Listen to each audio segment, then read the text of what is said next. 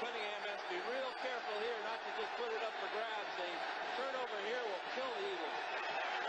And a sack in the end zone is not outside the realm of foot. Here comes Smith. There's Cunningham. Dodges left and puts it way downfield for Fred Barnett, who has the catch. And the race is on. There are no flags. A 95-yard touchdown.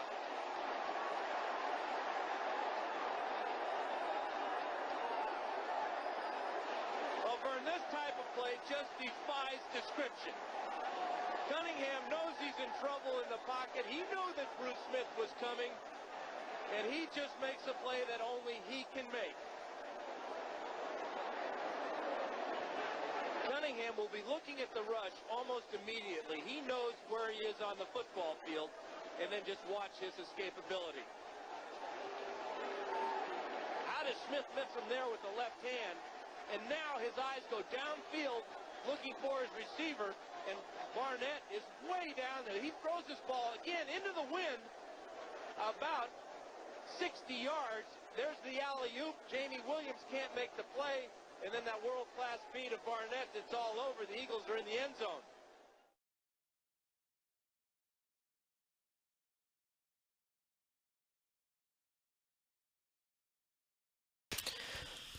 Hello and welcome to the Eagle Eye Focus Sports Talk podcast, Eagles versus Jaguars recap podcast, as the Eagles defeated the Jaguars yesterday in a pretty exciting game. 31-24 was the final score. A lot of headlines to get into, a lot of things that happened with not just the first team but also the second team. The Jaguars looked very, very good, I thought, defensively. But we're gonna kick into that. We're gonna talk a little bit about some Michael Vick in the first team and how the offensive line looked. Also a little bit about the running back situation and how a couple people struggled and a couple people looked really good. And then we'll talk about the defense, how another game into the 3-4 scheme is looking for this Eagles team who came in against a Jaguars team that has Blaine Gabbert, their starting quarterback, with a broken thumb, which puts Chad Henne as a starting QB. Maurice Jones-Drew was back.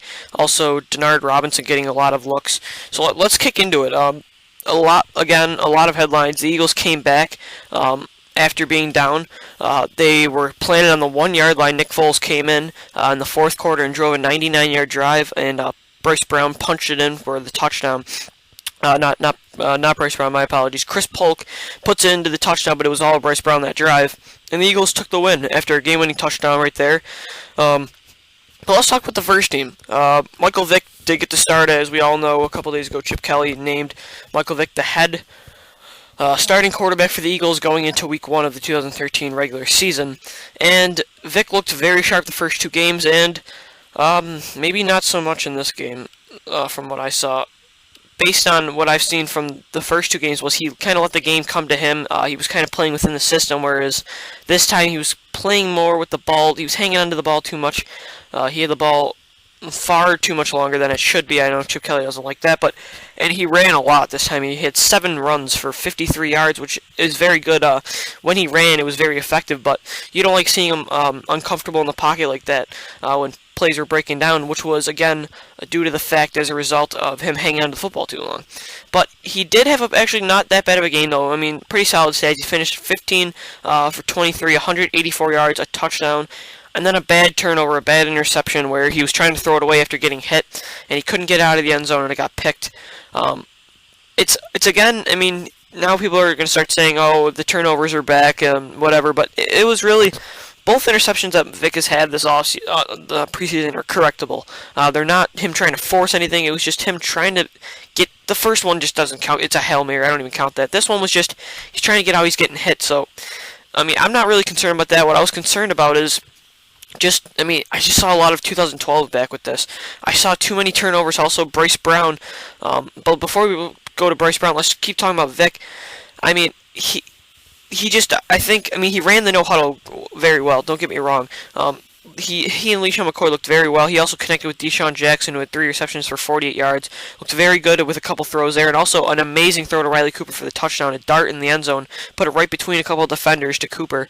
So he didn't look terrible. He looked pretty good when he was out there. He made plays on the field, but just a couple of mistakes he's just got to correct, in my opinion. This year, I want to see it. I'm not going to predict anything about Vic.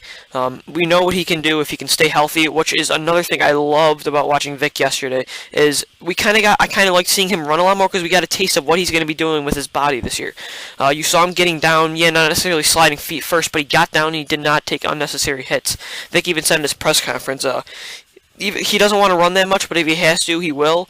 And it's all about protecting yourself too. And he definitely did that on a couple runs where he had where he got down, and I thought it was a pretty good outing. I mean, a lot of people are saying so far that there's too many turnovers, which there is. So let's talk about Bryce Brown, though, the second team or maybe third team running back.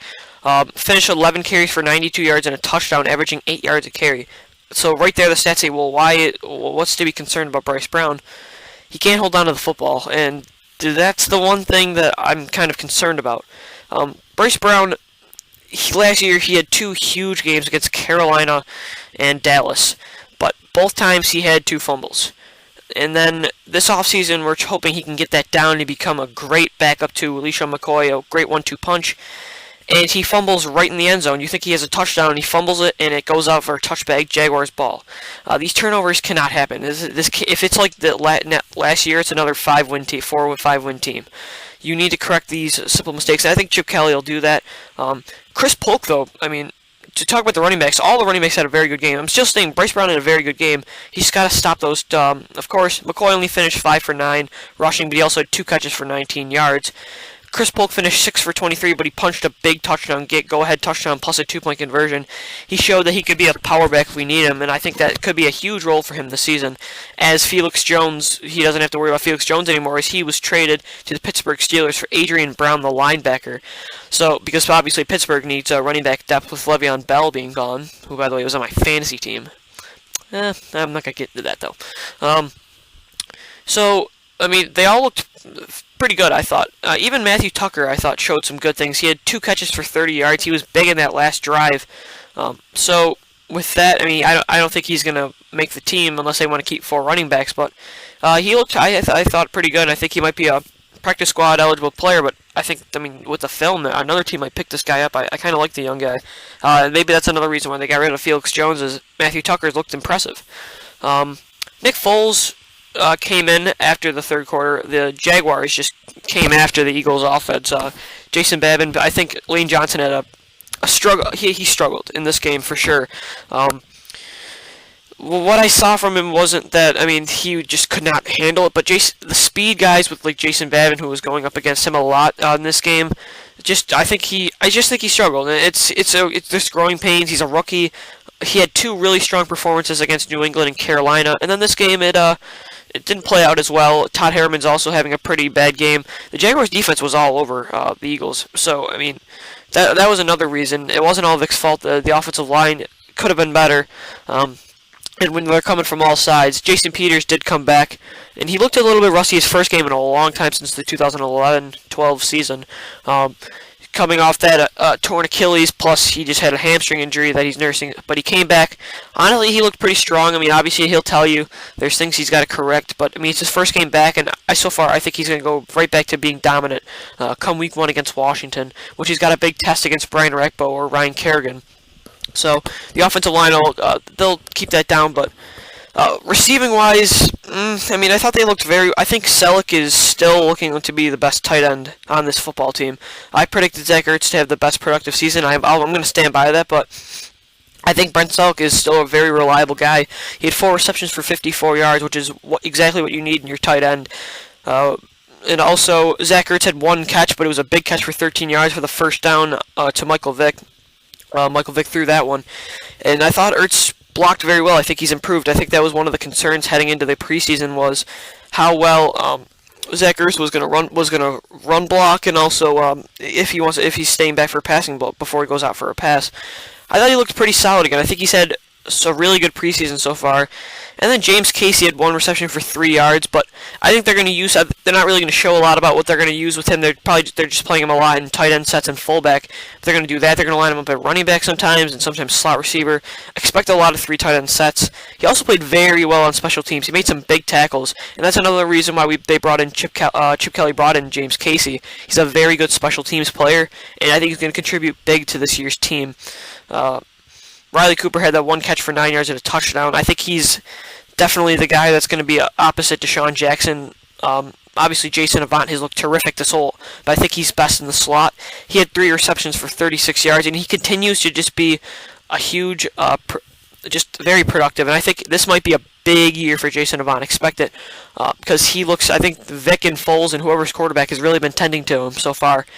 And sticking with the receiver, somebody that really struggled was Damaris Johnson. Not receiving-wise, because he had 2 nice receptions for 24 yards. His long was a 14-yarder and then a 10. So he had a very good receiving day if he gets more receptions. But returning-wise, he was dreadful. He had the 1 punt return where he fumbled the ball and lost it. And then also, I mean, he just couldn't get back up to the 20. Kick return, he struggled. He took some really big hits and almost fumbled again. But so I mean, he's got to work on that. I want to see more of Deshaun Jackson at punt returning. I know they're not going to do it in preseason because they don't want to get hurt, but he's the guy to me that's going to be the most effective player. We have not had a kick return or punt return touchdown since the Miracle in the New Meadowlands, and that was probably the last time Deshaun Jackson was actually a full punt returner. The past 2 years, they have not been using him in that way at all. And I think Chip Kelly's going to get back to that this year. Him and Pat Shurmur, I think, and the special teams guy, they're all going to have to work together and know that this is a huge thing. And I should know the special teams coordinator's name, but I'm working on it. It's a brand new coaching staff, so just bear with me. Damaris Johnson had the 1 fumble for a loss. Vic had the 1 fumble, but it was a low snap, so it was not his fault. He did recover that. So with that, I mean, Bryce Brown had the 1 kick return, by the way, so they're going to move him in. But let's talk about the defense, which we have not talked about. An up-and-down performance. Obviously, 24 points on the board for the Jaguars shows that they struggled a little bit. But I liked what I saw from the secondary, not the safety-wise. Kerry Williams, I thought, was great. He had 2 tackles and only let up 1 reception for, I believe it was like a 10-yard first down. But he shut down, I thought, Justin Blackman or Cecil Shorts. I think he was covering mostly Shorts. And I think that I thought he looked very well. I think him and Bradley Fletcher, who only let up 1 reception for 8 yards, I thought they were both very good. Well, that wasn't the problem in the secondary. What it was in the nickel, Brandon Boykin really struggled against Shorts or whoever was in the middle. AQ Shipley had a pretty good game. I don't believe the stats correctly, but for receiving-wise, Blackman had 4 for 50 yards and a touchdown. So I think, but a lot of the time it was him lining up in the slot against Boykin. Also, Shipley actually only had 1 reception for 10 yards, but I thought he did good blocking-wise. But let's keep on the Eagles. I just don't know about the safety core. To me, it's going to be just. I don't think it's going to be just as bad because I think they got a steal picking up Patrick Chung in free agency this year. A steal. He's looked great the whole preseason. He's probably the best tackler on this football team. He had 3 tackles and shut down really whoever he was covering. It's not him. It's the guy opposite him. And Nate Allen, I don't think PhiladelphiaEagles.com said this, or I saw someone tweet. I think it's Greg Monroe from CSN Philly, I believe, said that really Nate Allen's just not physical enough for Billy Davis's defense, and he again struggled again. He's not having a good preseason to me. He only had 1 tackle, but you want to see what 5th round pick Earl Wolf can do, but he missed that tackle on the big 62-yard touchdown run the Jaguars had. He missed that and also got blown up on a punt return block. And I mean, but you can still see he's making plays on the field. He's still getting after the ball, which is always good to see, of course. But I mean, you just didn't see much from him. From what I saw, I don't think he's ready to be a starter. That's just my opinion. And then Kenny Phillips just can't stay healthy. So at this point, it's almost by default, it's going to be Nate Allen. Unless Kirk Coleman can emerge, which I'm still waiting on. He's really done nothing. He's been playing with the 3rd and 4th team. Well, 2nd and 3rd team. I won't say 4th because I don't really think he's that bad. He's been the starter for the past couple of years. And he's really just, I haven't seen much from him. David Sims, I've really liked. He had 3 tackles again yesterday, but he had that bad play where he was about to intercept it, and he tipped it up in the air, and AJ Shipley, or whatever his name is. Yeah, it's AJ Shipley. Nope, it's AQ Shipley, I'm pretty sure. He caught the 10-yard pass. So I think he's not. I don't think he's a starter. I don't know what they're going to do secondary-wise, but Bradley Fletcher and Kerry Williams were very good. And also, I really liked what I saw from Jordan Poyer. He played a little off, played a little press. He's a very versatile player, also a very good special teams guy. He's definitely going to make this team, and I think he's going to be very. He looks really good. The Eagles got some nice young talent in the secondary. I tweeted this yesterday with Boykin and Poyer, and I still like what I see from seeing if Curtis Marsh can get back on the field. I think he's developed very nicely since a couple years ago. The Eagles drafted him in the 3rd round from the University of Utah.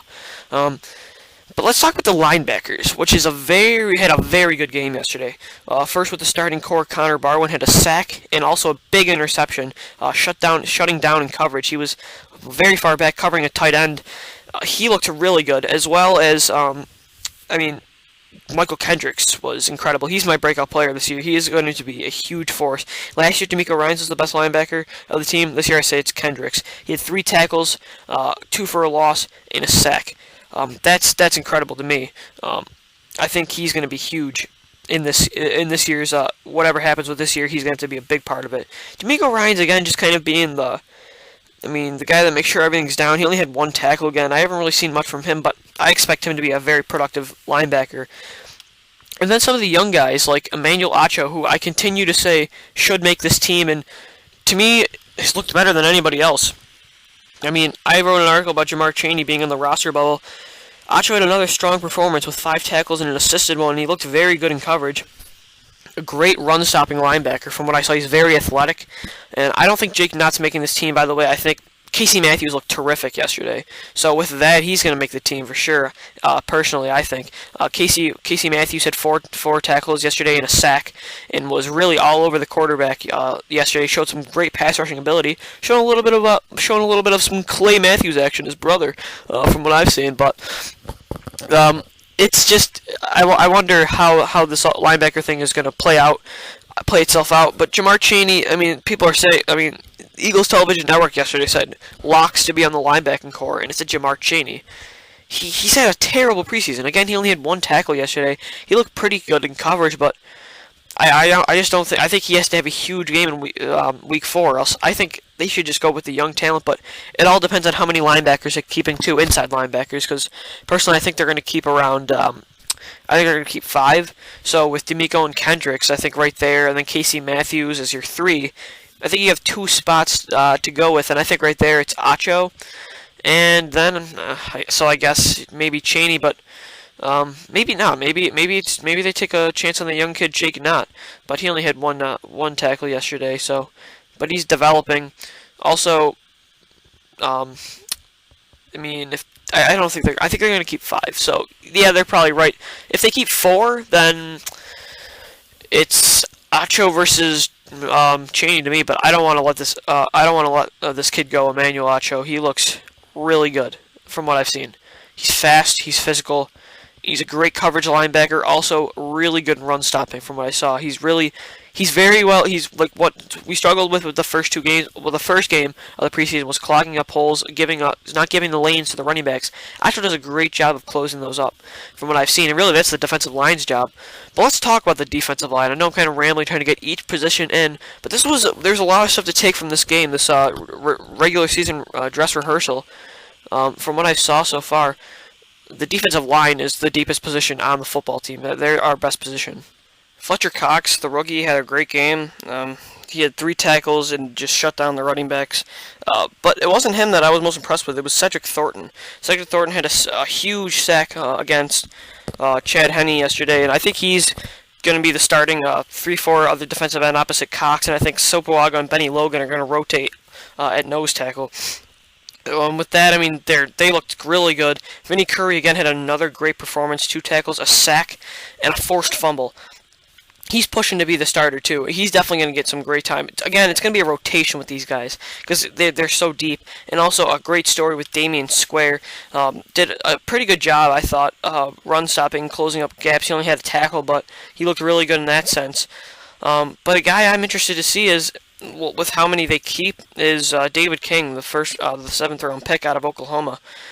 He only had a tackle, but I've actually been intrigued with him to see, because he's got some good size and good athleticism, but I just don't think I don't know. I think it's going to be a tough shot for him to make the roster. Also, I have not seen anything about Kruger. I don't know if anybody's seen anything about him, but I have not seen. I don't even think he's been. I mean, I think he's been playing, but I again have not seen anything from him. So I mean, I don't think he's making the roster. It depends on how many defensive linemen they keep, but again, Trent Cole. I mean, he had one tackle, no sacks and no forced fumbles or interceptions. I think he held his own though. That's what he's been doing so far. I mean, he's got to adjust to the scheme. I think he's been very good so far in the preseason. I think he's definitely a lock to make the roster. The guy that really is on the cusp of just not adjusting is Brandon Graham, and I haven't seen. He totally struggled against the Patriots, and I have not seen anything from him this preseason that I can rave about. With him, I think he's gonna have to have a big week 4 against the Jets, but at the same time, I think he's making this roster because of how he had a very productive year last year. He's a hybrid player. To me, he's a 4-3 defensive end. But I mean, so I think you use him in certain situations. But I definitely think you keep that kind of talent. This is his last chance, though. I mean, after being a first-round pick in 2009, I believe it was, or 2010, really, he's battled injuries, and last year he kind of emerged, and this is your year to kind of just have a very productive year. But it's tough because he's adjusting to a whole new system. But he did a lot of that in Michigan when he was there. So, I mean, maybe to me, there's no excuses. You got to get this down. Trent Cole's doing it. He knows this is his. He's got to do it in order to stay on the roster. But the defense looked all right. They gave up 17 points in the first half, 2 touchdowns. One was just you can't. You got to get that down. But the other one was just missed coverage. So they didn't have as strong a performance as they did against Carolina, but there were some really good things I saw. I think they're going to be all right. That's just the one position that they need to get down is safety. To me, go get Quentin Michael back. To me, you part ways with Nate Allen. I think it's time for him to leave.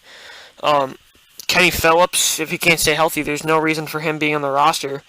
To me, go get Quentin Michael, a great veteran guy that was a very productive Eagles safety. Have him start with Chung. It'd be a great core. Keep Earl Wolf on the bench. Let him learn. Let him get into it. Kind of develop because he's struggling. Personally, I think. I've seen some good things from him as well. I just don't think he's ready to start. And then your fourth guy can be, either Coleman or David Sims. Or I guess if you want to keep Kenny Phillips around, if he can stay healthy, he can make a big impact. But to me, I think you need to go get another safety because I don't think the answer is on this team at the opposite spot. Maybe it is Earl Wolf down the road, but as of right now, it would be Kenny Phillips if he was healthy, but he's not. I don't think they have a certain guy that really is ready to step up along with Patrick Chung. That's just my opinion. Second team-wise, Nick Foles coming in was nearly perfect on that 99-yard drive, 10 for 11, 112 yards, no touchdowns, but no interceptions. He is still yet to throw a touchdown in this preseason, but he's run the offense very smoothly. Again, short yardage passes. This time he averaged 9.9 yards per attempt, so a little bit better than the past couple games plus last season. Be prepared for him to start. He's going to play this season. I tweeted this, but I said this exact tweet. I'm going to quote myself as, you can't win games, expect to have a big year if you don't have one solidified quarterback. You're not running any 2 QB sets like people are saying they might do. With Vic, he needs to stay. With Vic, yeah, he could get injured, so expect Foles to be in, but that's not going to work. If you're going to have different quarterbacks coming in and out with injuries and things like that, it's not going to work. You need that guy that you can look to that's your starter for the entire year and go with that. To me, looking over his shoulder, you still have Nick Foles. They should have traded Nick Foles, in my opinion. I think it's just too much of a distraction with the turmoil. If the minute Michael Vick does something bad, it's like, oh, put in Nick Foles. He did this in the preseason. He did that. That's my opinion. To me, you need to have Vick know he's the guy. Get down, stay healthy, and if not, if you're going to get hurt, we still have a couple young guys that can take over this thing. Maybe see what Matt Barkley can do. But to me, with Nick Foles, it's just a distraction. He's a very good quarterback. He's a very good football player. Don't get me wrong, but to me, you need the one guy. And obviously, Chip Chip Kelly even said Foles knows he's one play away, but I don't like it. I don't like how it's going. I just want one guy that we can rely on, plus have good backup. So Nick Foles is a very good backup quarterback. I mean, he's a starting caliber quarterback in this league, arguably. But I just with Foles, it's definitely gonna be a controversy all year long, and I just don't want that on our hands. We have enough distractions as it is. Not saying it's because of Nick Foles, because Nick Foles has handled this like an absolute champ. How he's been supporting Vic after losing the job and everything. That's not my issue. It's not because of him. It's because of what's going to happen when Vic starts struggling, and what Chip Kelly's going to have to do, the decisions he's going to have to make. And then, two, if Matt Barkley's going to get in it at all this year. Which I hope not, because that means that either Vic's hurt, or this team is just going downhill, and I don't want to see that just like last year with Nick Foles. That's exactly what happened. That's why I'm not buying into anything that I saw from Nick Foles last year, because he came into a disastrous situation, and actually looked pretty good, but I'm not going to base anything off of it for this season. I don't think the future Eagles quarterback is on this team. All right, but that's my rant of the day about the quarterback situation. So there you go. But so again, the 99-yard drive was a great thing. Maurice Jones-Drew for the Jaguars finished 7 carries for 28 yards. So the Eagles did a pretty good job at that. His longest run was an 8-yard one. But then this Todman running back had the big 66-yard touchdown run, or I believe 63-yard touchdown run. He had 105 yards and a touchdown.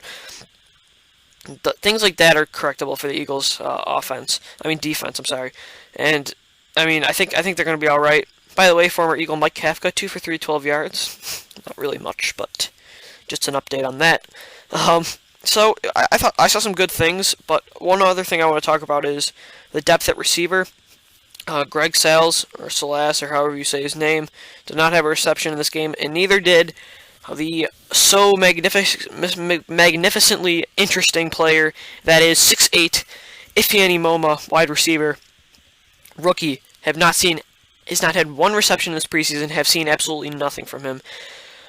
I like the kid. With that size, is just so attractive to keep on the roster. But I think it's going to be Russell Shepard. He finally had a big game. He had 2 receptions for 38 yards. He had a long 29-yard one, showing great speed after run on the runs after the catch, because he only had an 8-yard catch and then turned it into a 29-yard reception. Unless that was a different one. My apologies to that. But Russell Shepard, and he's looked great on special teams, very well. He's a hard-hitting special teams player, I'll tell you that, after listening to what I saw last week. Russell Shepard's making this team to me. Greg Sales had a very good first game where he finished with over 50 yards receiving and a touchdown. And also last game he had 3 receptions or 2 for 27 yards, which he's been producing. He's actually been seeing the field. Just last game you can't really base it off of much because the first team and second team were playing the entire game. Barkley, Dixon, and Kinney got no time, so that shows that not a lot of other positions will. With Moma, though, he didn't do anything in his opportunities in the first or second game, struggling to create separation. Week 4 is that he's got to score a touchdown, and he has to get a boatload of yards if he wants to make this roster, and also block very well, because Russell Shepard has emerged. He's been probably arguably one of the best receivers in camp, and Greg Sales has showed what he can do when he's on the field. To me, it's Sales versus Shepard. Let's say this, if Shepard has a pretty productive game, maybe with 40 yards receiving and a couple more receptions, and Sales, maybe, to me, for Sales, if he wants to make the roster, what he has to do is he's got to outplay Russell Shepard, but to me, he's got to get in the end zone. If he does, again, if he has another strong performance, they're gonna have a tough decision on their hands. To me, I would still go with Russell Shepard, because I think what he can do on special teams is much better than what Sales can do as a number 5 possession receiver. I think Shepard could do that as well. But I want Moma. My favorite, the guy I want to win is Moma. The guy I think is going to win is Shepard. I think Sales is a very good player, but I think I don't know if they like Shepard. I think they like Shepard better, but if Sales has another strong performance, do not be surprised if they name him the starter. But to me, I'm predicting it to be Russell Shepard. They really like what they saw from the undrafted rookie out of LSU so far. So again, final score was 31-24, a great game, and also it's a great game in a sense that we got the win. The Eagles are 2-1 in the preseason, but I'm not basing anything off of that because they were 4-0 last year, which is the same amount of wins they had in the regular season. So, but it was a good game to see. We had some really good things that we saw from this team, and also some things that you need to correct, some bad things that we maybe are seeing a flashback of the past 2 years. But again, I actually think that this team's kind of reminded me of the 2010 team. Kind of an underrated defense that people are just not predicting to do anything, and also maybe Michael Vick can emerge this season. I honestly think people are overreacting to yesterday's game. I thought he looked okay. It's just get rid of the football. Get back into what you've been doing the first 2 games. Come against Washington Monday night, since that was his last game of the preseason. He'll play, as the starters won't play Week 4 against the Jets. I'm sick of playing the Jets, by the way. Week 4. It's so yuck. I can't stand it. It's been like how many years since they've been doing it against the Jets? I don't know. I'm sure it's over 5. So with that, 31-24, big win. Nick Foles, Bryce Brown, and Matthew Tucker driving down the field. 99-yard drive, and Chris Polk punches it in for the game-winning touchdown. Eagles answer 15 points in the fourth quarter to Jaguars 0. So good showing from the second team. Also some good stuff from the first team again. Stats with Bryce Brown at 11 attempts, 92 yards, and a score. Vic with 7 attempts for 53 yards. Also 184 yards, throwing a touchdown and a pick. Brent Selleck with 4 receptions for 54 yards. The starters looked very well. Again, I thought it was a good game, but still a lot to. They have their work cut out for them. They still got plenty of time to do some stuff. Mainly, it's just working on the fundamentals of tackling still on defense. From what I've seen, getting that safety spot solidified for Week 1, which I still think it's going to be Nate Allen, even though I'm not comfortable in that situation with that. And then on offense, it's just getting Michael Vick back into the rhythm of this offense. Get him back into being an example of this offense. Get him back into that sense where he's doing it within what he's seeing, letting the game come to him. Yesterday, I think he was trying to do too much, which is kind of what he's been doing for the past 2 years. But I still saw some good things from him, and I think he'll be fine. I think I'm very confident heading into Week 1. I think this team is ready to win. I think this team could be a potential playoff team, but again, a lot of things have to work out in our favor with the packed NFC, and I think they're ready for Week 1. I think Vic said in the press conference he's ready. I think this team offensively has the weapons to do it. It's going to be one of the best offenses in the league, in my opinion, if they can just stop. To me, turnovers and tackling has been the plague of the Eagles for the past 2 seasons, and that's what the Eagles are going to. Billy Davis and Chip Kelly and Pat Shermer are going to have to correct by the season starts. Tackling and turnovers. If you can mistake that, this team could go really far, and I'm just going to keep it at that. But I'm confident in this team, and I think with Foles or Vickett starting, I think we're in a great situation. So that's going to do it for today's Eagle Eye Focus Sports Talk podcast, recapping the Week 3 preseason Eagles versus Jaguars. Again, final score 31-24 Eagles, 2-1 in the preseason. Thanks for joining me. For more for more articles and podcasts, go to eaglesportstalk.blogspot.com. Follow me on Twitter for all your Eagles updates at DiBisportstalk, and then check out the new launched website, all32access.weebly.com. It is our new Bleacher Report / SB Nation type website where we're having all 32 blogs. The Eagle Eye Focus blog has merged with them as I am a co-founder of the website. We also are joined with Brendan Harrington and Dave Kress of the RealBillsNow.blogspot.com blog. So go check that out. Go follow them at Dave Kress Sports and at 716 Sports Talk to find out more information on our website. So that's going to do it again. Week 4 against the Jets is next week. A lot of I'll be giving you updates and articles for this week with all the news about the Eagles. And we'll see you next week. Fly high.